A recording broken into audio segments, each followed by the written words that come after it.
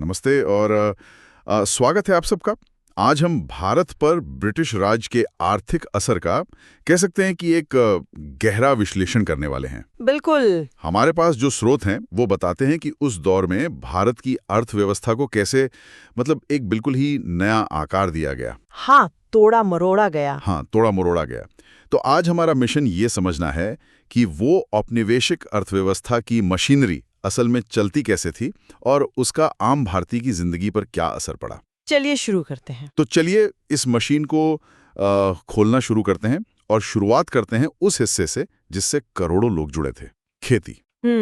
19वीं सदी के दूसरे हिस्से से पहले भारत में खेती सिर्फ एक काम नहीं थी, वो एक पूरी जीवन शैली थी। हाँ, गांव की जरूरतें पूरी करने के लिए। बिल्कुल। लेकिन फिर सब कुछ बदलने लगा। हाँ, और ये कोई अपने आप हुआ बदलाव नहीं था।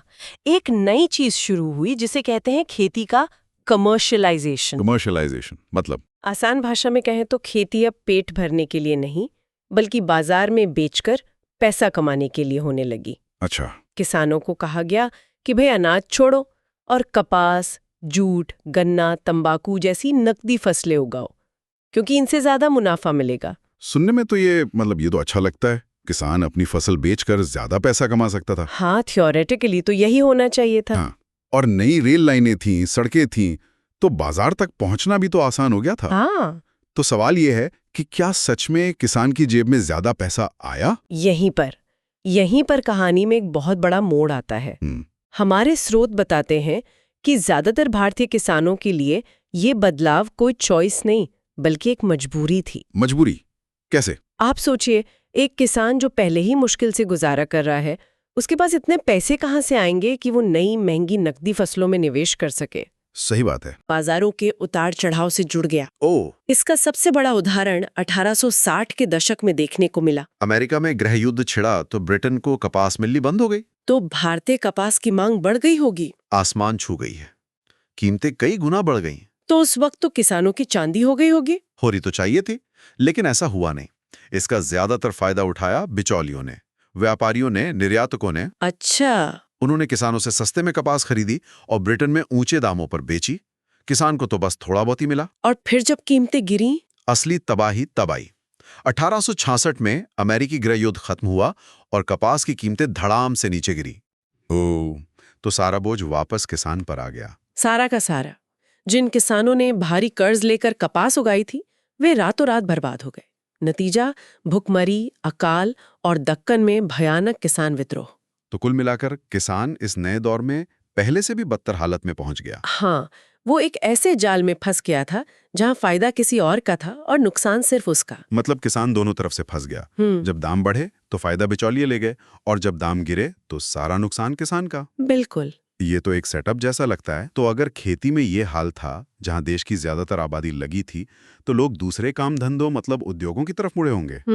लेकिन हमारे सोर्स बताते हैं कि वहां तो दरवाजे खोले नहीं जा रहे थे, बल्कि बंद किए जा रहे थे। हाँ, और ये कहानी तो शायद और भी ज्यादा चौंकाने वाली है। यहाँ बात सिर्फ नए उद्योग न लगने देने की नहीं है, तो फिर बल्कि पहले से चल रहे फल फूल रहे उद्योगों को जानबूझकर खत्म करने की है। अच्छा। इसका सबसे बड़ा उदाहरण है भारत का कपड़ा उद्योग। सदियों तक पूरी दुनिया में भारतीय कपड़ों का दबदबा था। मेड इन इंडिया एक क्वालिटी की गारंटी था। तो फिर इसे खत्म कैसे किया गया? क्या उनके कपड़े हमारे कपड़ों से बेहतर थे? बेहतर तो बिल्कुल नहीं थे। तरीका बहुत शातिर था। पहले ईस्ट इंडिया कंपनी भारतीय बुनकरों से पाउंड या सोने में भुगतान करके कपड़ा खरीदती थी। ठीक है। लेकिन बंगाल पर कब्जे के बाद उन्होंने ये बंद कर दिया। अब वे बंगाल से वसूले गए लगान के पैसे से ही बुनकरों को भुगतान करने लगे, वो भी बहुत कम दरों पर। क्या बात है! भारत के ही पैसे से भारत का माल खरीद कर उसे ब्रिटेन भेजा जा रहा था। एकदम। शशि थरूर ने अपने एक लेख में साफ कहा है कि ये औद्योगिकरण यानी डी इंडस्ट्रियलाइजेशन कोई हादसा नहीं, बल्कि एक सोची समझी ब्रिटिश नीति थी। ये तो कमाल की तिकड़म है। बुनकरों की आमदनी भी गई और भारत का पैसा भी गया। हाँ। और ये सिर्फ कपड़े तक ही तो सीमित नहीं था। हमारे स्रोतों में एक और बहुत दिलचस्प जिक्र है, भारत का जहाज बनाने का उद्योग। हाँ, ये एक ऐसा उद्योग था जिसके बारे में कम लोग जानते थे।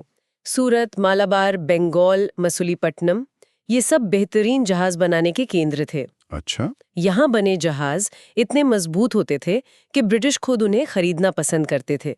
लेकिन जैसे ही ब्रिटेन में औद्योगिक क्रांति हुई, उन्होंने भारतीय उद्योग को खत्म करने का फैसला कर लिया। कैसे? मतलब उन्होंने मुकाबला कैसे खत्म किया? कानूनी दांव पेच से। पहले तो उन्होंने ब्रिटिश जहाजों को व्यापार के रास्तों पर एक अधिकार दे दिया और भारतीय जहाजों पर भारी टैक्स लगा दिए।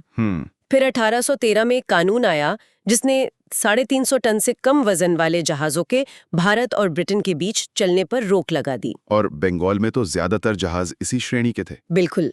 तो सबसे मुनाफे वाले रास्ते से भारतीय जहाजों को एक झटके में बाहर कर दिया। और इसके बाद भी कुछ हुआ? हाँ, रही सही कसर 1814 के कानून ने पूरी कर दी। इस कानून ने भारतीय जहाजों को ब्रिटिश रजिस्टर्ड जहाज का दर्जा देने से ही इनकार कर दिया।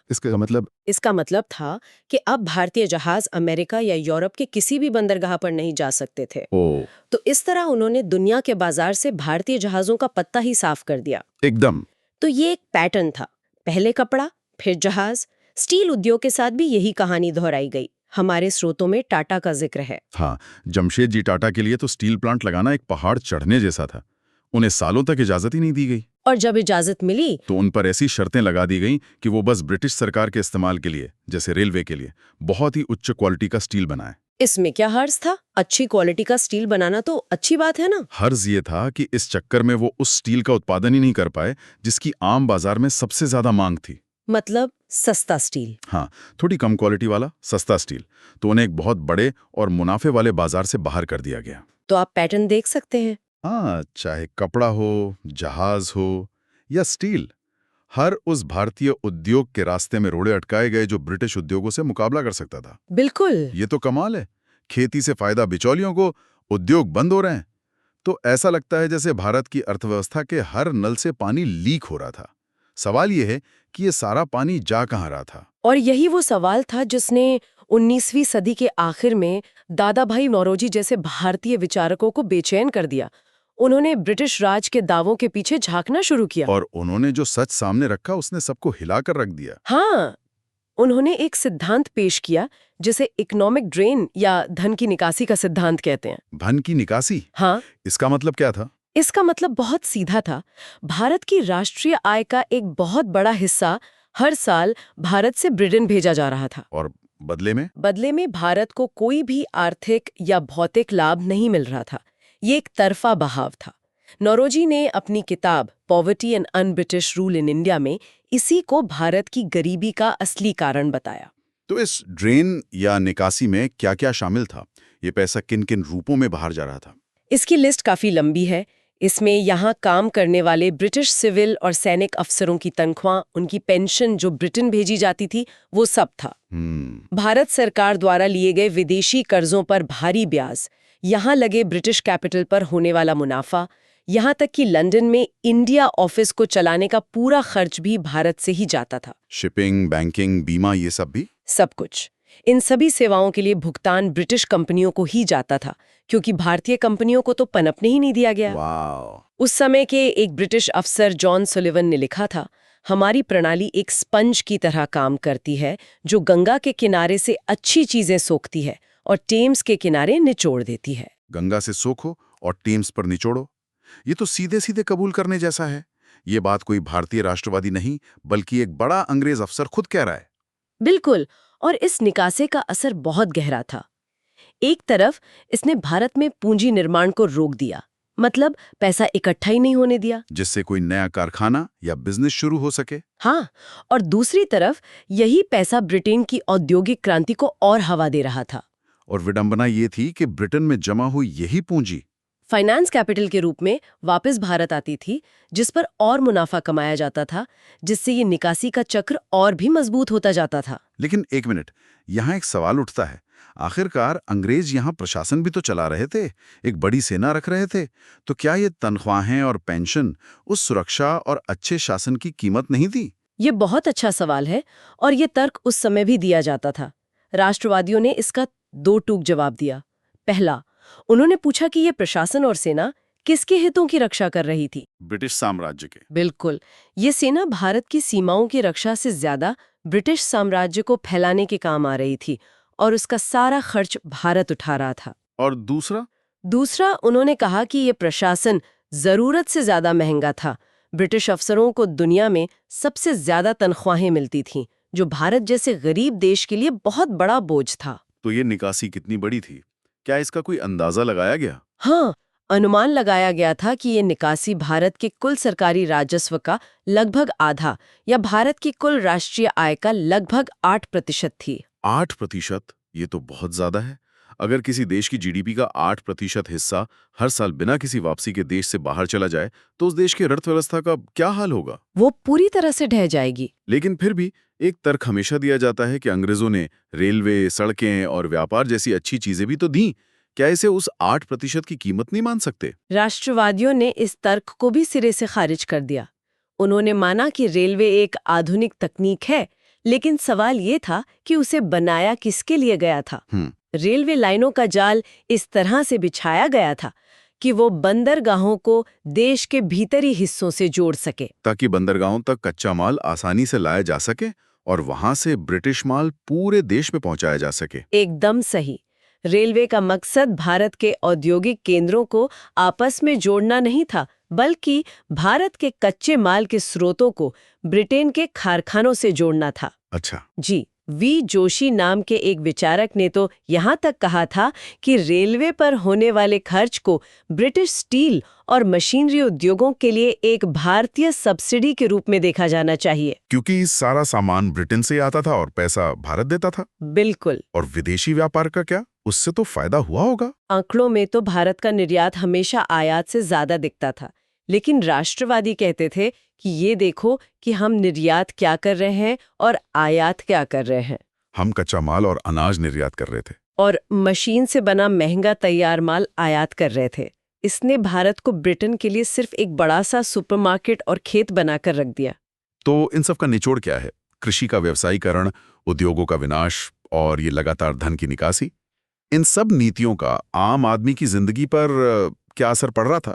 इसका सबसे सटीक जवाब शायद दादा भाई नौरोजी के ही शब्दों में है। उन्होंने देसी और ब्रिटिश शासन की तुलना करते हुए कहा था, और ये सुनने लायक है। बताइए। देसी तानाशाह के राज में लोग जो पैदा करते हैं उसे रखते हैं और उसका आनंद लेते हैं, भले ही कभी कभी उन्हें हिंसा का सामना करना पड़े। ब्रिटिश भारतीय तानाशाह के राज में आदमी शांति से है, कोई हिंसा नहीं है, उसका सब कुछ चुपचाप शांति से और चालाकी से छीन लिया जाता है। वो शांति से भूखा मरता है और शांति से कानून और व्यवस्था के साथ नष्ट हो जाता है। ये बात तो अंदर तक हिला देती है। वो शांति से भूखा मरता है, मतलब शोषण इतना व्यवस्थित था कि वो हिंसा जैसा दिखता भी नहीं था। हाँ, वो कानून और व्यवस्था की आड़ में हो रहा था। ये अदृश्य हिंसा शारीरिक हिंसा से कहीं ज्यादा खतरनाक थी। और यही राष्ट्रवादी विश्लेषकों की सबसे बड़ी उपलब्धि थी। उन्होंने इस अदृश्य शोषण को सबके लिए दृश्य बना दिया। उन्होंने साबित कर दिया कि भारत की गरीबी कोई किस्मत का खेल नहीं है, बल्कि ब्रिटिश सरकार की सोची समझी नीतियों का सीधा नतीजा है। तो आज की इस चर्चा में हमने देखा कि कैसे खेती को बाजार से जोड़ने का कदम किसानों के लिए कर्ज का जाल बन गया, कैसे भारत के उद्योगों को व्यवस्थित रूप से खत्म किया गया और कैसे धन की निकासी के सिद्धांत ने उस अदृश्य पाइपलाइन को उजागर किया जो भारत को लगातार गरीब बना रही थी। और ये समझना बहुत जरूरी है कि ये विश्लेषण सिर्फ किताबों के लिए नहीं था। इसने भारत के स्वतंत्रता संग्राम की आर्थिक सोच की नींव रखी। इसने उस विचार को जन्म दिया कि राजनीतिक आज़ादी का तब तक कोई मतलब नहीं जब तक आर्थिक आज़ादी ना हो। और इसी सोच ने आज़ाद भारत की शुरुआती आर्थिक नीतियों को आकार दिया। हाँ, जिसमें आत्मनिर्भरता और स्वदेशी उद्योगों पर जोर दिया गया। और ये हमें आज के लिए एक बहुत ही प्रासंगिक सवाल पर लाकर छोड़ता है। इन स्रोतों में बताया गया है कि उस दौर में विदेशी पूंजी को राजनीतिक गुलामी का एक हथियार माना गया। ये आज एक बड़ा सवाल खड़ा करता है। आज के दौर में एक विकासशील देश को आत्मनिर्भर और स्वतंत्र अर्थव्यवस्था बनाने के अपने लक्ष्य के साथ विदेशी निवेश की जरूरत को कैसे संतुलित करना चाहिए, ये एक ऐसा सवाल है जिस पर सोचना जरूरी है।